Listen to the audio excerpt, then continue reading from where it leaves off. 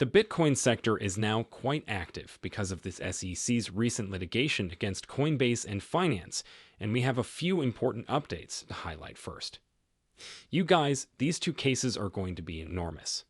I have some critical information to share with you about these two cases to present you with clarity is advancing, even though the SEC appears to be ratcheting up its enforcement activities everywhere. They, like cryptocurrencies, are up against a brick wall. Why do I want to speak with you? I'm more persuaded than I've ever been. That legislation governing this asset class will be implemented very soon because we are currently winning the struggle against the authorities. Guys, not many people currently share your viewpoint. Hence, I believe you will want to see this. Finally, near the end of the film, I want to show you some strange documents involving Ripple and the US Federal Reserve. Guys, I am completely taken aback by the abundance of documents being disclosed at this time that place Ripple near the Federal Reserve and its platform. Make sure to watch the entire video to catch that. I promise you won't want to miss that. As a result, I'd like to start this video by really presenting an opinion that I don't think many people presently hold, that we are currently winning the battle against regulators. Now I realize that may come as a surprise. Tell you in light of this SEC's odd activities over the last few weeks, but folks, I was actually on Twitter with this guy earlier today. Balaji is a well-known character. He was one of the classiest orators, especially regarding cryptocurrencies in general and Bitcoin in particular. The SEC is only taking action against us because they can no longer ignore us. Cryptocurrencies were initially fairly small, and the sector was quite specialized. All of these different regulators might then say, you know what, we're not concentrating on this. However, as cryptocurrency grows in popularity and mainstream acceptance around the world, regulators are finally being compelled to stop avoiding this asset class and confront it head-on. It won't be ideal, and we'll have to go through the wars and conflicts that Ripple is currently going through with the SEC, but in the end, this was a necessary step that we would eventually have to take if we wanted to see widespread adoption. Simply establishing that this asset class is ready for prime time is a significant step forward. And of course, we must consult with the authorities, who are not operating responsibly in this issue, but regulators would like to ignore this asset class entirely. Keep it hidden from public view and simply advise them to ignore it. We will simply ignore it since it is unimportant. They can't just ignore it and hope it goes away because they can't. In my opinion, the fact that it has grown so large is a tremendous indication that we are indeed much closer to mainstream adoption than many people realize. Furthermore, it is critical to note that the SEC cannot prosecute companies such as Coinbase or Ripple. The SEC has an advantage in this area because of a lack of clarity. The SEC's need to take on Ripple and Coinbase exposes its vulnerabilities. The SEC does not want to see battles like these, and Ripple is kicking the SEC in the book. They're going to get their buttocks kicked thanks to Coinbase, I have a feeling. That suggests to me that the SEC is launching these attacks out of desperation rather than strength. Guys, to try to halt this sector, I don't think the SEC will be able to stop it in the end. There will be individuals who behave morally, and all the terrible people at the SEC who are attempting to prevent crypto will be washed away by the agency's revolving door, but the technology will not go away.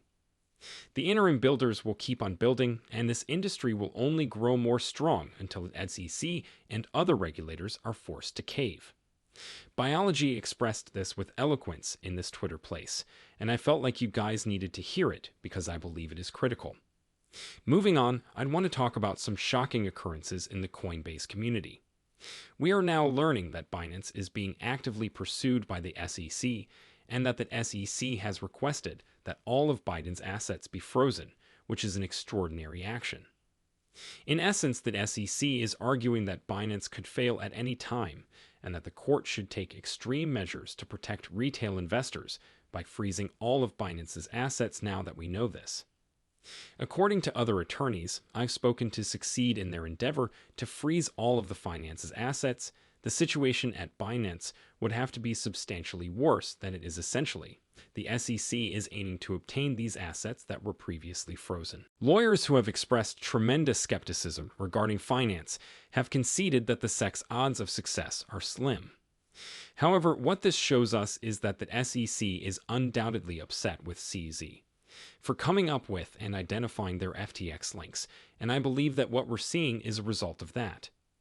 Now that the SEC is actively retaliating in an attempt to destroy Binance, freezing Binance assets would surely be a murder attempt.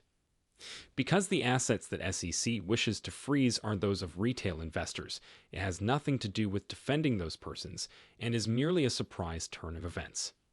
It clearly shows where the Secretary's priorities are in several of these situations. They're deliberately working to ruin these businesses, and I have a feeling that this one is strongly tied to what Binance did to FTX and the links it revealed between FTX and the SEC. I'd like to discuss something very essential. Isn't the Ripple SEC case intriguing? Now let us continue that we know the documents will not be revealed as part of the settlement.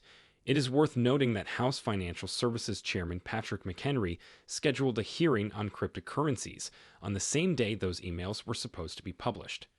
Because we will have these incriminating records made public in the middle of a Bitcoin hearing, I believe this will put significant pressure on the SEC. In my opinion, this is not a coincidence. In addition, to discuss these communications, John Deaton will be joined on a live webcast by several other notable figures in the cryptocurrency business. Guys, the key issue here is that the SEC has been engaging in conflicts of interest in bad faith regulation, and both Congress and retail are about to expose this in a massive press event. Now, one thing comes to me that I believe is critical to understand is that we have seen the US government, particularly the SEC, behave in very unusual ways in trying to block information, particularly bad information, from leaking. If you recall, Fried was supposed to testify before Congress when FTX first destroyed Sam Bankman, and I believe it's safe to say that a lot more information would have come to light if Congressman had been able to interview Sam under oath, but instead he was placed in a detention cell by the DOJ, who then immediately intervened, saying, "You know what, he's leaving forever, so you can't ask him questions." This was fairly intriguing because several members of Congress stated that we had some serious questions for him and that we required his answers. Have you been prepared to receive these emails? Just before this, when the news surfaced, the SEC was about to take a major hit. Surprisingly, the SEC settles the lawsuit to prevent the emails from becoming public.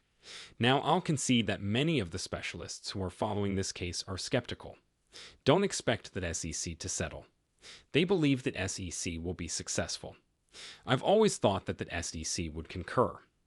And there's one of those things that makes me think about the case in general and some of the activity going on in the background.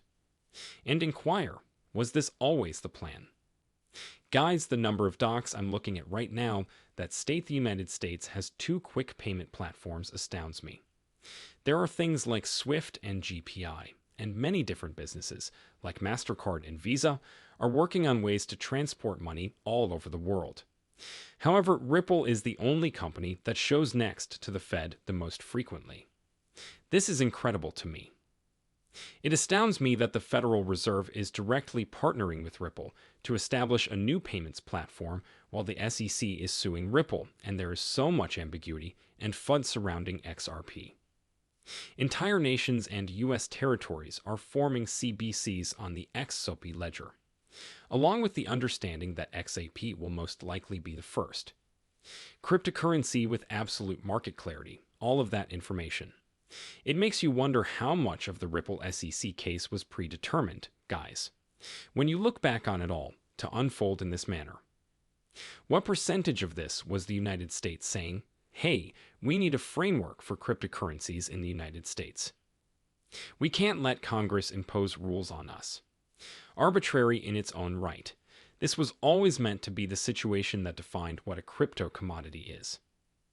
I have a feeling this case will be closed soon. We'll find out the answer. Does XRP achieve the needed level of certainty to conduct business effectively in the US? What kinds of announcements are possible? What can we expect from Ripple once the litigation is settled and the SEC stops bothering them. Guys, if everything goes as planned, I believe that massive adoption is just around the corner, and Ripple and XAPI will be leading the charge, gents. I sincerely thank you. I hope you enjoyed this update while you were here. Please remember to like and subscribe if you haven't already.